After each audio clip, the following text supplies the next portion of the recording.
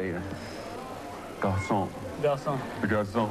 What do you want? You want anything special? I'd like to... What would you recommend? Well, I don't know, something very French you might as well have. I would think so, yes. Perhaps the, what are those little snails? Snails, yes. What are they? Escargot. Escargot, yes. OK. So, pour monsieur, des escargots. Pour moi, une dizaine de papillons. Une dizaine de papillons. Du vin, du bois d'eau.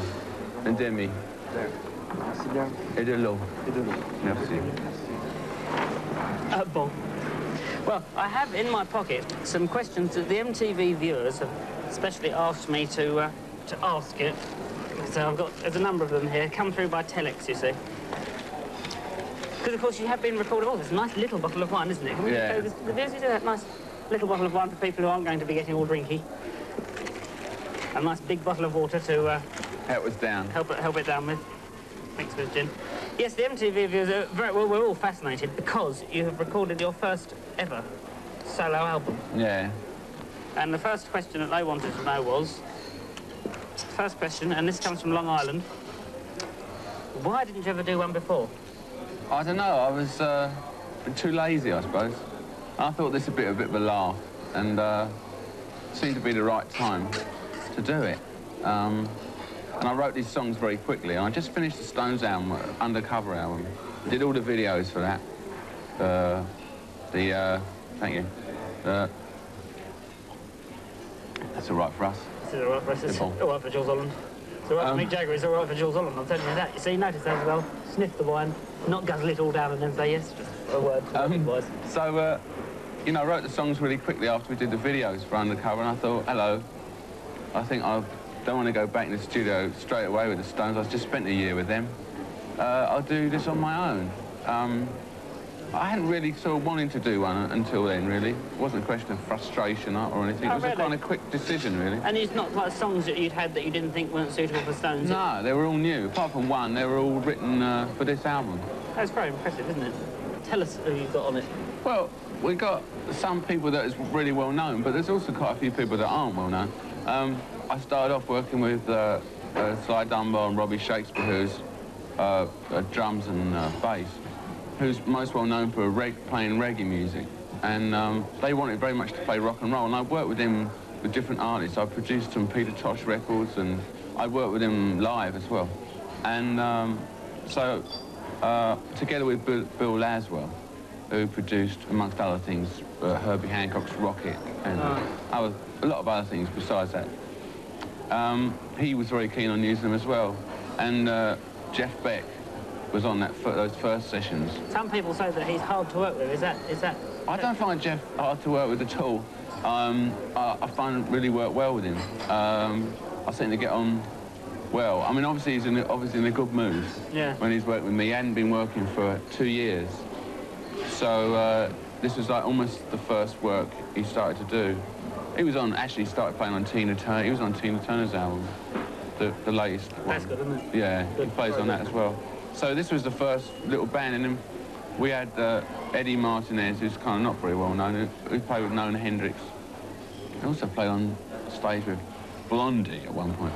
But so that was our first band, and after that we changed around. You know, we sort of a revolving door policy. Yeah. With musicians, and we added a lot. Revolving out. In and out. We had a lot of different people come and play, mostly overdubs. How did the chaps feel about you making an album on your own? Was there sort of talk about, oh, hello, we're out the revolving door? Yeah. What has he got in now? Well, I don't know.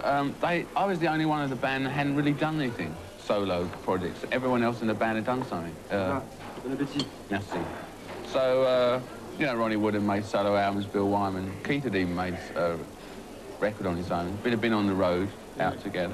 Charlie plays with this jazz band called Rocket 88. So I was the only one that hadn't done anything. So, about time you did. Yeah, I was up that time I got on with it. This one was sent in by an anonymous member of the Rolling Stones. Uh-huh. And it says, Mick, we'd like you to try a little free association. It's MTV Free Association. Yeah. You're welcome to say whatever you want when I just mention these names to you. I'm ready. MTV Free Association, here we go. I'll mention the names of the other Stones and you say, oh, here we go. Charlie Watts. Drums. Oh, Ron Wood. Have another drink. Bill Wyman? Quiet. Keith Richards? Loud. Billy Preston? Put your wig hat on your head. Let's see, this bottle of wine here was made in 1971.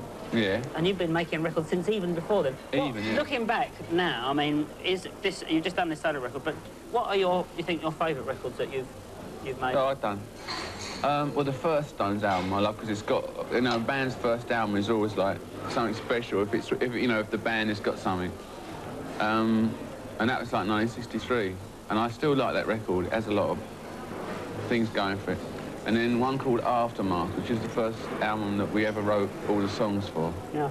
I think I should just try a bit of this... Escargot, you know, you're going to be all right then.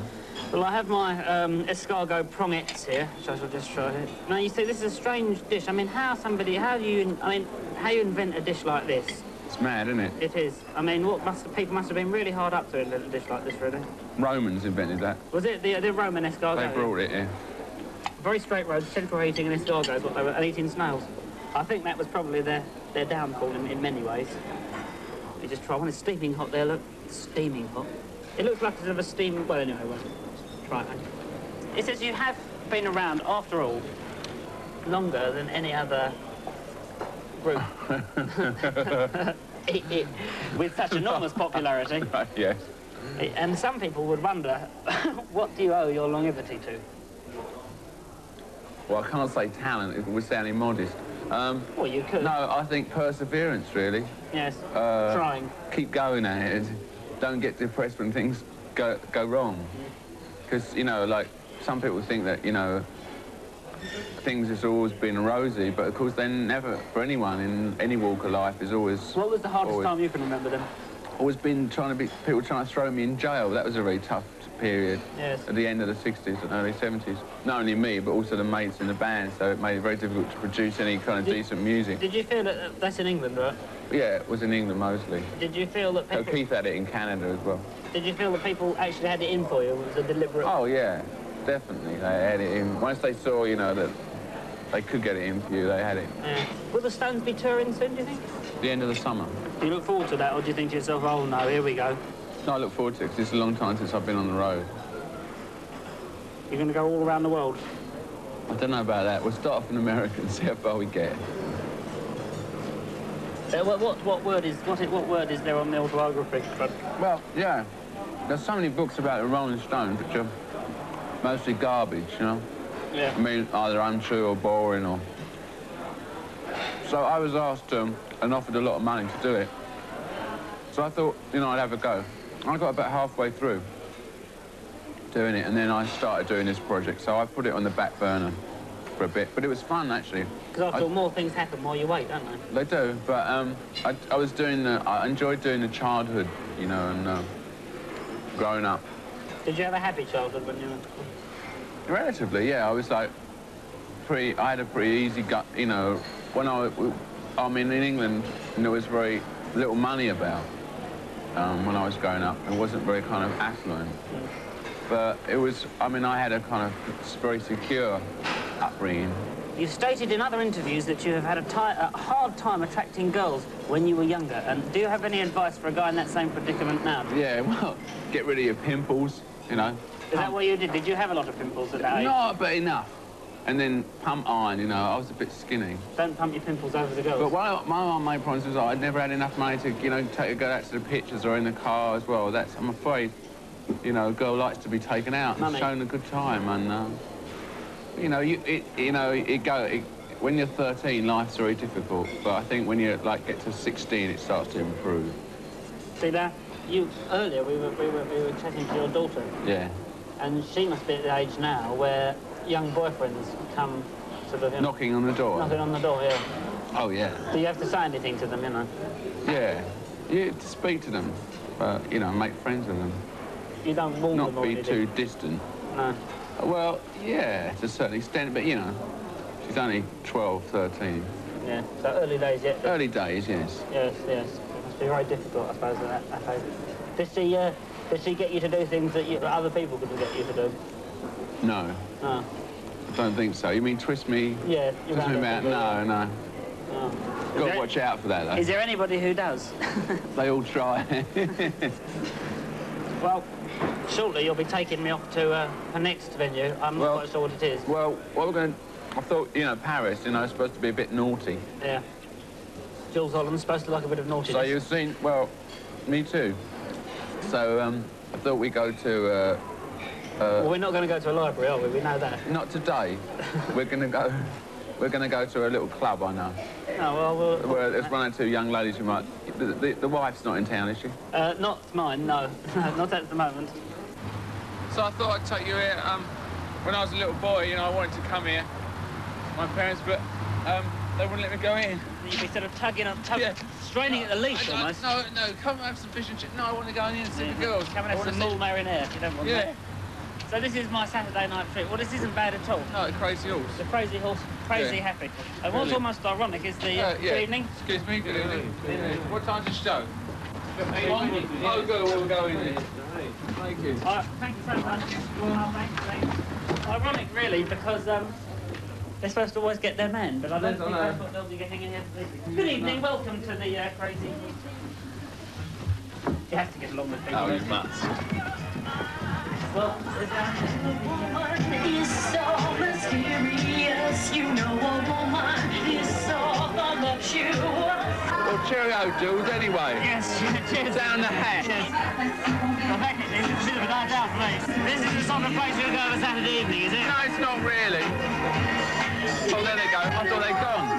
No, well, I just thought I'd bring you here. I mean, I used to come here, you know, when I first came to Paris, you know, I mean, as a tourist, it's really the place to come, you know what I mean? Stay in a hotel across the road and come over here. And all those years ago, did you ever, did you ever meet anybody interesting in here?